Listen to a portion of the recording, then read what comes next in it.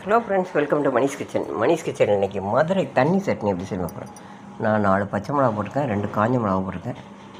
லைட்டாக வறுத்துட்டு 2 medium size பெரிய வெங்காயத்தை கட் பண்ணி வச்சுருக்கேன். அந்த பெரிய வெங்காயத்தையும் 4 பல் பூண்டு கண்ணாடி பதத்தில் வதக்கிட்டு உப்பு போட்டு 50 கிராம் பொட்டுக்கடலை எடுத்து வச்சுருக்கேன். அந்த பொட்டுக்கல்லையும் போட்டு நல்லா மிக்ஸி ஜாரில் நல்லா நைஸாக அரைச்சிட்டு 1 ஸ்பூன் அளவு எண்ணெய் விட்டு கடுகு கருவேப்பிலை தழைச்சிருக்கேன். ஒரு காஞ்ச மிளகா தழைச்சிருக்கேன்.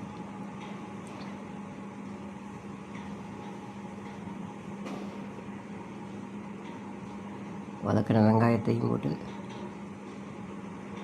பொட்டுக்கல் 50 கிராம் பொட்டுக்கல்லையும் போட்டு நல்லா மிக்ஸி ஜாரில் போட்டு நைஸாக அரைச்சிட்டு